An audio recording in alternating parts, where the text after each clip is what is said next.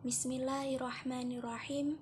Assalamualaikum warahmatullahi wabarakatuh. Bismillah, walhamdulillah, wassalatu wassalamu ala rasulillah, amma ba'du. Perkenalkan, nama saya Nadia Lelasari dari Prodi Pendidikan Agama Islam dengan NIM 006. Di sini saya akan menjelaskan tentang problematika pendidikan Islam di Indonesia dan juga solusinya. Sebelumnya, saya akan menjelaskan apa itu pendidikan. Pada dasarnya, pendidikan adalah sesuatu yang memiliki peran penting sebagai fondasi dalam kehidupan manusia. Penyelenggaraan pendidikan harus dilakukan dengan sebaik mungkin dan berorientasi kepada masa depan. Pendidikan sendiri memiliki tujuan utama untuk menjadi media dalam melakukan pengembangan potensi dan juga mencerdaskan manusia supaya siap menghadapi kehidupan di masa yang akan datang. Pendidikan Islam dalam sebuah negara merupakan salah satu hal yang sangat penting untuk diperhatikan dan ditingkatkan. Alasannya adalah sebuah negara dapat dikatakan berhasil jika peningkatan sistem pendidikan itu juga berjalan dengan baik. Dalam lingkup yang luas, pengertian pendidikan adalah usaha untuk mewujudkan aktivitas pembelajaran yang dilakukan agar peserta didik dapat secara aktif belajar dan mengembangkan potensi dirinya menjadi lebih baik dari segi kecerdasan, pengetahuan, kepribadian, dan lain sebagainya. Kemudian pengertian pendidikan juga memiliki definisi secara yuridis dalam Undang-Undang Nomor 20 Tahun 2003 tentang Sistem Pendidikan Nasional atau Sisdiknas yang menyebutkan bahwa pendidikan adalah usaha sadar dan terencana untuk mewujudkan suasana belajar dan proses pembelajaran agar peserta didik secara aktif mengembangkan potensi dirinya untuk memiliki kekuatan spiritual, keagamaan, pengendalian diri, kepribadian, kecerdasan, akhlak mulia, serta keterampilan yang dibutuhkan bagi dirinya, masyarakat, dan bangsa. Pendidikan melibatkan banyak hal yang membuatnya berjalan sebagaimana mestinya. Hal tersebut adalah unsur-unsur pendidikan. Unsur-unsur pendidikan antara lain meliputi tujuan pendidikan, peserta didik, pendidik, interaksi edukatif, materi pelajaran, alat dan metode pendidikan, dan juga lingkungan pendidikan. Yang pertama yaitu tujuan pendidikan. Tujuan dari pendidikan adalah untuk mengembangkan potensi diri dan mencerdaskan peserta didik. Dengan pertumbuhan kecerdasan dan potensi, maka peserta didik akan bisa memiliki ilmu pengetahuan, kreativitas, sehat secara jasmani dan rohani, kepribadian yang baik, dan bertanggung jawab saat menjadi anggota masyarakat. Yang kedua yaitu peserta didik. Peserta didik adalah individu yang memiliki potensi untuk berkembang dan mereka berusaha mengembangkan potensinya itu melalui proses pendidikan pada jalur dan jenis pendidikannya. Yang ketiga yaitu pendidik. Pendidik adalah pengajar yang akan mengajar dan melatih peserta didik dalam suatu kegiatan pembelajaran. Yang keempat yaitu interaksi edukatif. Interaksi edukatif adalah proses interaksi peserta didik dengan pendidik dan sumber belajar pada suatu lingkungan belajar. Tanpa adanya proses interaksi antara pengajar dan peserta didik yang melibatkan materi pembelajaran, maka pembelajaran itu tidak terlaksana dan pendidikan tidak akan terbangun. Yang kelima yaitu materi pelajaran. Materi pelajaran merupakan materi yang diajarkan dalam proses pembelajaran yang bertujuan agar peserta didik secara aktif mengembangkan potensi dirinya untuk memiliki kecerdasan, akhlak mulia, serta keterampilan yang diperlukan dirinya, masyarakat, bangsa, dan negara ke arah yang lebih baik lagi. Yang keenam yaitu alat dan metode pendidikan. Alat yang dimaksud di sini adalah berbagai alat dan media pembelajaran yang bisa mendukung dan mengembangkan lingkungan pembelajaran menjadi lebih kondusif dan efisien dalam pelaksanaannya. Alat itu seperti spidol dan papan tulis, kemudian proyektor untuk menampilkan slideshow presentasi, dan media pembelajaran yang lainnya. Sementara itu, metode adalah langkah-langkah yang disiapkan untuk menyajikan pendidikan untuk mencapai tujuan tertentu. Misalnya, metode ceramah yang dapat digunakan untuk mengajarkan pembelajaran teori. Kemudian ada praktikum yang dapat diterapkan pada pendidikan keterampilan atau keahlian. Yang ketujuh yaitu lingkungan pendidikan.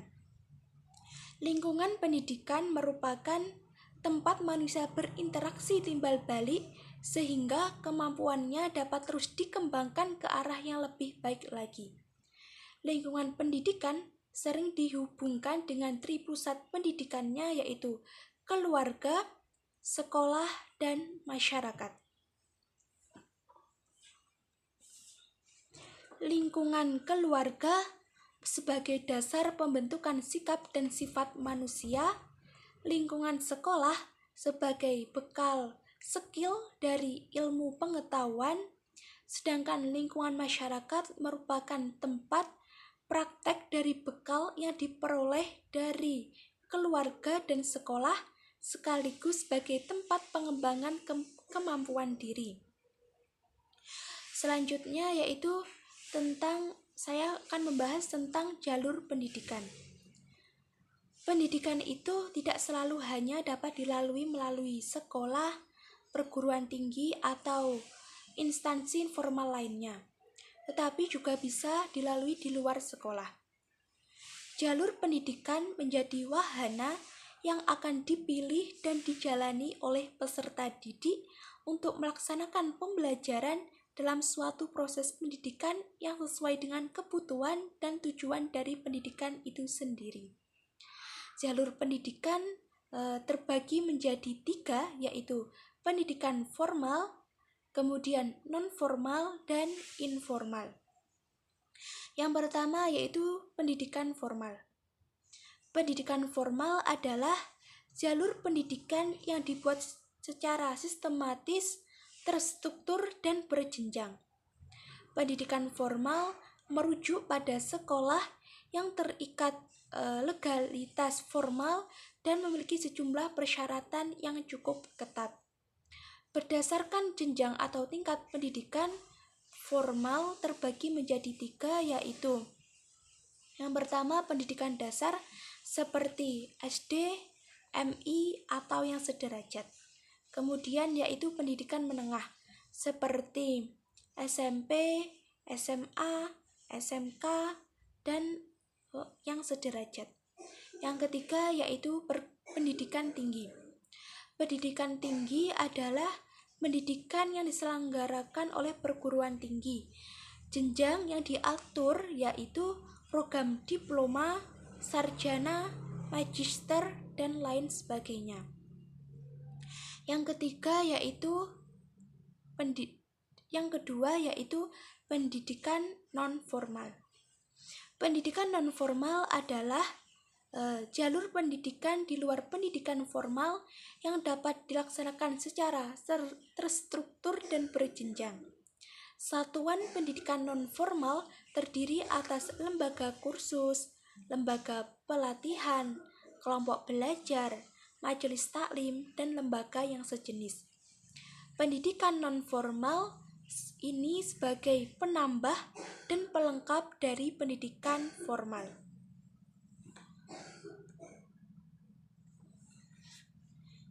Yang ketiga yaitu pendidikan informal. Pendidikan informal adalah lembaga yang menyediakan pendidikan di dalam keluarga dan masyarakat. Peran lembaga informal itu penting untuk kehidupan seseorang, karena berbagai pendidikan seperti pendidikan agama, etika, budi pekerti seringkali didapatkan dari keluarga dan lingkungan juga.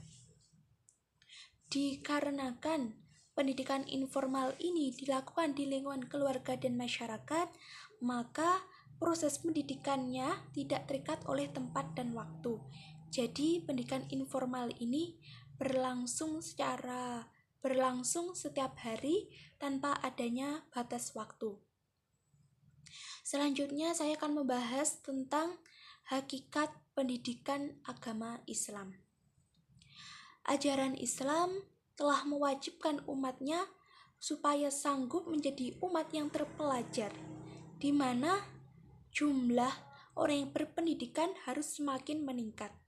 Sedangkan jumlah orang yang tidak berpendidikan akan terus berkurang dan akhirnya lenyap. Hakikat pendidikan tidak terlepas dari hakikat manusia. Karena apa? Karena secara ontologis adanya pendidikan dikarenakan adanya manusia. Pendidikan agama Islam menurut para tokoh memiliki pengertian yang berbeda-beda. Yang pertama yaitu menurut Ahmadi. Beliau mendefinisikan pendidikan agama Islam adalah sebagai usaha untuk memelihara fitrah manusia serta sumber daya insani yang ada padanya menuju terbentuknya insan kamil yang sesuai dengan norma Islam. Yang kedua yaitu menurut Syekh Mustafa Al-Gulayani. Beliau maknai pendidikan adalah menanamkan akhlak mulia dalam jiwa murid serta menyiraminya dengan petunjuk dan nasihat, sehingga menjadi kecenderungan jiwa yang membuahkan keutamaan kebaikan serta cinta belajar yang berguna bagi tanah air. Dari definisi tersebut dapat disimpulkan bahwa pendidikan agama Islam itu membimbing anak didik dalam perkembangan dirinya, baik itu perkembangan jasmani maupun rohani, menuju terbentuknya kepribadian yang utama pada anak didik nantinya yang didasarkan pada hukum-hukum Islam. Selanjutnya saya akan membahas tentang dasar-dasar pendidikan agama Islam. Menurut Syamsul Nizar, beliau membagi dasar-dasar pendidikan agama Islam itu menjadi 3 sumber, yaitu yang pertama adalah Al-Quran, yang kedua yaitu Sunnah, yang ketiga yaitu ijtihad.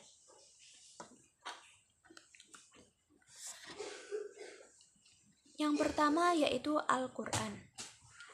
Al-Quran adalah kalam Allah yang diturunkan kepada Nabi Muhammad SAW dalam bahasa Arab guna menjalankan jalan hidup yang membawa kemaslahatan bagi umat manusia baik di dunia maupun di akhirat. Al-Quran sebagai petunjuk dapat dijelaskan dalam Al-Quran surah Al-Isra ayat 9 yang berbunyi Bismillahirrahmanirrahim. Inna hadal Qur'ana yahdi lillati hiya aqwam wa yubashshirul mu'minina alladhina ya'maluna as-solihati anna lahum ajran hasana. Shadaqallahul azim. Yang artinya, sungguh Al-Quran ini memberikan petunjuk jalan yang lurus dan juga memberikan kabar gembira kepada orang mukmin yang mengerjakan kebaikan, bahwa mereka akan mendapatkan pahala yang besar. Pelaksanaan pendidikan Islam harus senantiasa merujuk pada sumber yang termuat dalam Al-Quran. Karena dengan berpegang pada nilai-nilai dalam Al-Quran terutama dalam pelaksanaan agama Islam, terutama dalam pelaksanaan pendidikan Islam, umat Islam akan mampu mengarahkan dan mengantarkan umat manusia menjadi kreatif serta mampu mencapai esensi nilai-nilai ubudiyah kepada Sang Pencipta, yaitu Allah Subhanahu wa Ta'ala. Yang kedua yaitu sunnah. Keberadaan sunnah Nabi tidak lain adalah sebagai penjelas dan penguat hukum-hukum yang ada di dalam Al-Quran, sekaligus sebagai pedoman bagi kemaslahatan hidup manusia. Sunnah merupakan sumber inspirasi ilmu pengetahuan yang berisikan keputusan dan penjelasan Nabi dari pesan-pesan ilahiyah yang tidak terdapat di dalam Al-Quran maupun yang terdapat di dalam Al-Quran tetapi masih memerlukan penjelasan lebih lanjut secara terperinci. Yang ketiga yaitu ijtihad.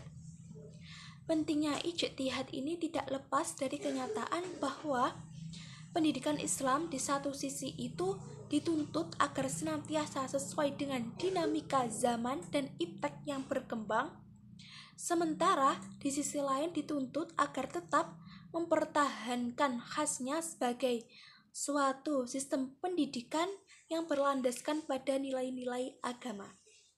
Ini menjadi PR bagi mujtahid di bidang pendidikan untuk selalu berijtihad sehingga teori pendidikan agama Islam ini senantiasa relevan dengan tuntutan zaman dan kemajuan iptek. Selanjutnya saya akan membahas tentang tujuan pendidikan Islam. Menurut Nurcholish Madjid, di mana beliau adalah seorang pemikir Islam, cendekiawan, dan budayawan Indonesia. Beliau menjelaskan tentang tujuan pendidikan Islam itu meliputi 4 hal, yaitu yang pertama yaitu tujuan jasmaniah.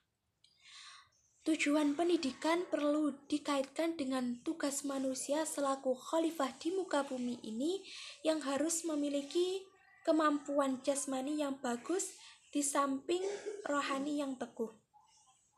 Jadi tujuan pendidikan Islam adalah membentuk manusia yang sehat dan kuat secara fisik atau jasmaninya, serta memiliki keterampilan yang tinggi. Yang kedua yaitu tujuan rohaniyah. Tujuan rohaniyah dikaitkan dengan kemampuan manusia menerima agama Islam yang inti ajarannya adalah keimanan dan ketaatan kepada Allah dengan tunduk dan patuh pada nilai-nilai moralitas yang diajarkannya dengan mengikuti keteladanan dari Rasulullah Shallallahu Alaihi Wasallam. Tujuan pendidikan rohani diarahkan kepada pembentukan akhlak mulia yang menurut para ahli pendidikan disebut dengan tujuan pendidikan religius. Yang ketiga yaitu tujuan akal. Aspek tujuan ini bertumpu pada pengembangan intelijensi atau kecerdasan yang berada di dalam otak, sehingga manusia mampu memahami dan menganalisis fenomena ciptaan Allah di jagat raya ini. Yang keempat yaitu tujuan sosial. Tujuan sosial merupakan pembentukan kepribadian yang utama dan seimbang. Manusia sebagai makhluk sosial pasti berinteraksi dengan orang lain. Jadi tidak mungkin manusia itu menjauhkan diri dari kehidupan masyarakat. Dengan demikian dapat disimpulkan bahwa tujuan pendidikan itu adalah sasaran yang ingin dicapai atau diraih setelah melalui proses pendidikan. Artinya, pendidikan merupakan suatu proses untuk mencapai target atau tujuan yang dicapai, di mana tujuan tersebut melekat atau dimiliki oleh peserta didik setelah melalui proses pendidikan, di mana tujuan pendidikan Islam itu meliputi tujuan jasmani, tujuan rohani, tujuan akal, dan yang terakhir tujuan sosial. Kemudian pendidikan Islam itu diakui keberadaannya dalam sistem pendidikan yang terbagi menjadi 3 hal, yaitu yang pertama, pendidikan Islam sebagai lembaga yang diakui keberadaannya sebagai lembaga pendidikan secara eksplisit. Yang kedua, pendidikan Islam sebagai mata pelajaran pendidikan agama yang menjadi salah satu pelajaran yang wajib diberikan pada tingkat dasar sampai perguruan tinggi. Yang ketiga yaitu pendidikan Islam sebagai nilai atau value, yakni ditemukannya nilai-nilai Islam di dalam sistem pendidikan. Selanjutnya saya akan membahas tentang problematika pendidikan Islam di Indonesia. Nah, tentunya dalam pendidikan Islam pasti mempunyai problem atau masalah-masalah yang dihadapi. Problem atau masalah itu menjadi tantangan yang harus dicari solusinya. Problem atau masalah itu terbagi menjadi 2 faktor. Yang pertama yaitu faktor internal dan yang kedua yaitu faktor eksternal. Yang pertama yaitu saya akan membahas tentang faktor internal terlebih dahulu. Yang termasuk faktor internal yaitu yang pertama, relasi kekuasaan atau orientasi pendidikan Islam. Di era globalisasi ini tentunya ya, orientasi pendidikan Islam justru menjadi kabur dan tidak menentu. Jadi tujuannya itu tidak jelas. Maksudnya pendidikan Islam cenderung hanya sebagai kebutuhan lapangan atau kebutuhan kerja, sehingga esensi pendidikan Islam sebagai pondasi budaya, moralitas, dan gerakan sosial menjadi luntur. Yang kedua yaitu masalah kurikulum. Dengan seiringnya perubahan pada kurikulum pendidikan membuat banyaknya perubahan dalam komponen materi dan perubahan strategi pengajaran. Permasalahan kurikulum di Indonesia yaitu komponen materinya yang sangat kompleks. Hal ini berdampak pada guru dan juga siswanya, karena siswa harus berusaha untuk memahami materi yang ada, sedangkan guru juga harus mengejar target materi yang diajarkan.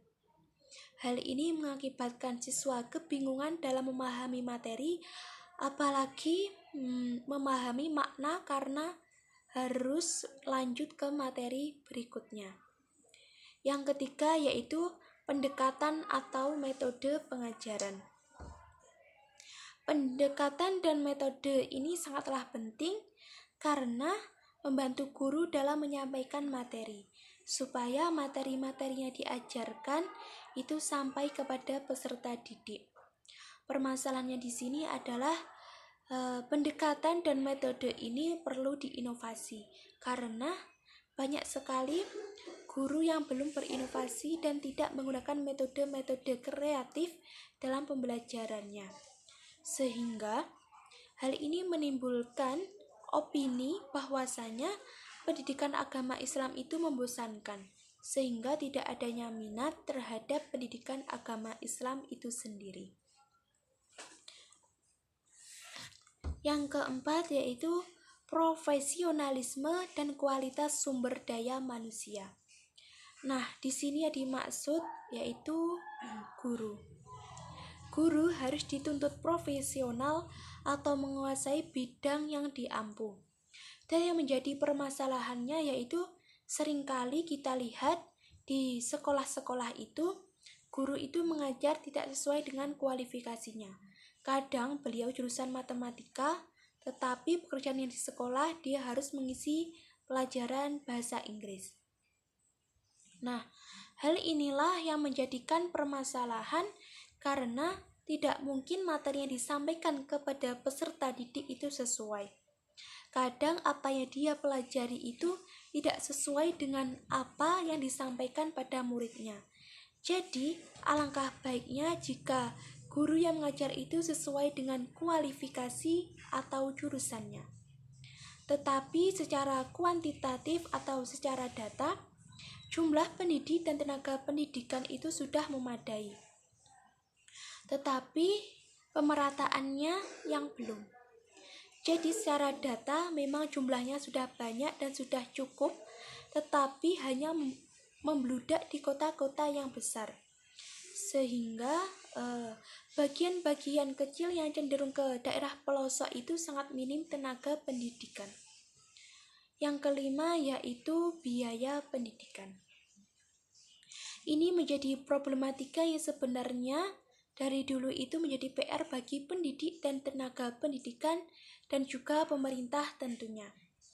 Namun sebenarnya ya, pemerintah sudah memulai bantuan untuk menunjang biaya pendidikan, seperti adanya dana BOS atau Kartu Indonesia Pintar atau yang lainnya. Tetapi hal itu masih menjadi problem bagi pendidikan di Indonesia, terutama biayanya, karena memang masih banyak masyarakat itu yang taraf hidupnya masih di bawah atau kurang mampu, sehingga masih banyak yang memerlukan bantuan. Yang kedua yaitu saya akan membahas tentang faktor eksternal. Yang termasuk faktor eksternal yaitu yang pertama, berorientasi sertifikat. Jika pada masa awal-awal Islam ya, para ulama muslim itu mencari ilmu dengan sangat gigih.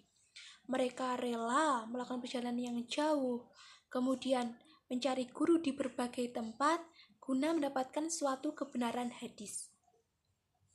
Jadi, jika dibandingkan antara masa lalu dengan masa sekarang, itu sangatlah berbeda. Di masa sekarang mencari ilmu itu hanya sebuah proses untuk mendapatkan sertifikat atau ijazah saja. Yang kedua yaitu dikotomi. Kita ketahui bersama bahwa dikotomi itu adalah pembagian ilmu di mana ilmu agama dan ilmu umum itu dibedakan. Di era globalisasi ini, pendidikan ilmu yang bersifat umum itu lebih banyak dibandingkan ilmu pengetahuan agama, sehingga ini menjadi problem atau permasalahan pendidikan Islam. Yang ketiga yaitu minimnya penelitian. Nah, pendidikan Islam itu sendiri di era sekarang ini sedikit sekali penelitian yang dilakukan, sehingga menyebabkan masuknya ilmu pengetahuan atau perkembangan ilmu pengetahuan yang ada di dunia ini masih kurang. Pendidikan Islam sendiri kalah dengan literasi atau literatur barat yang menyebabkan pendidikan Islam itu sendiri tergerus oleh majunya pendidikan yang bersifat umum yang secara rutin ia melakukan penelitian. Dan yang keempat yaitu lebih banyak menggunakan literatur barat yang terlepas dari nilai-nilai keislaman. Nah, kita ketahui bersama bahwa di era globalisasi ini arus informasi dari luar ke dalam itu cukup luar biasa.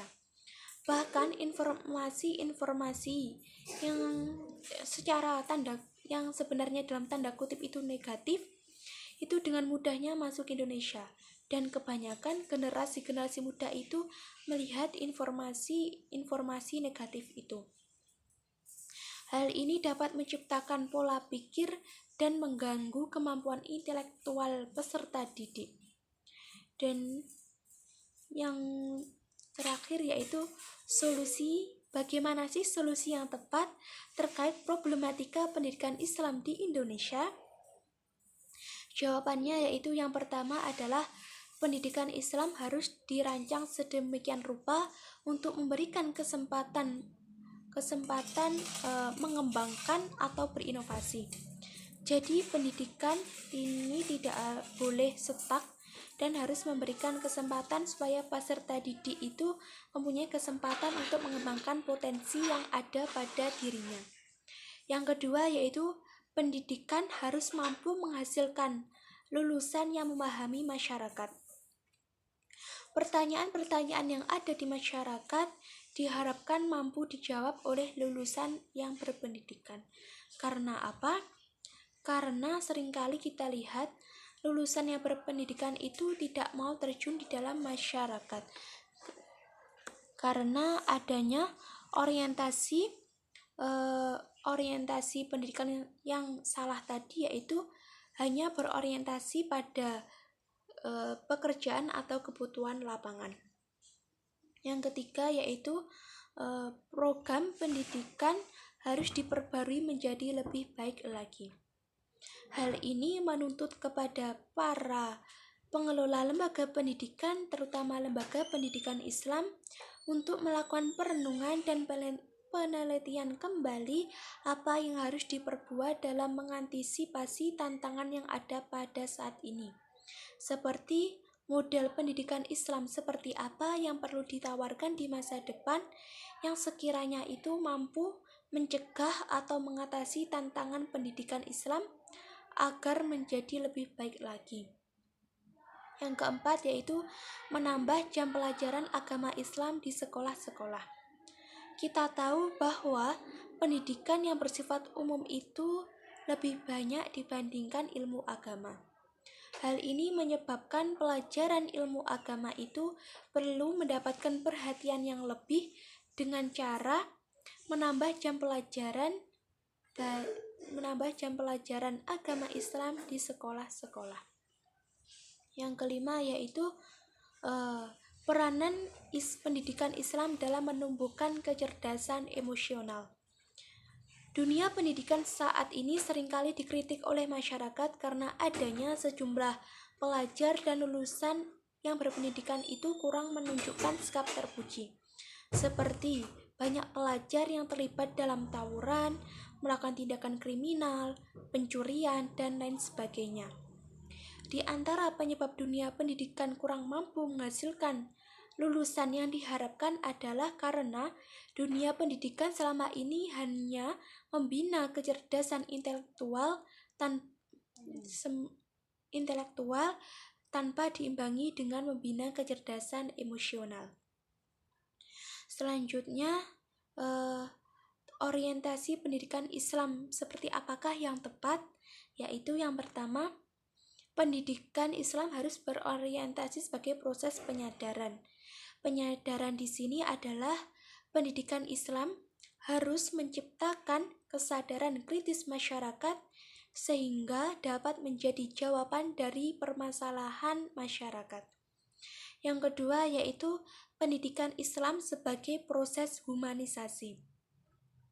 Pendidikan Islam harus mengembangkan manusia sebagai makhluk hidup yang kembali kepada fitrahnya, yaitu berkembang menjadi manusia yang sesuai dengan ajaran Islam.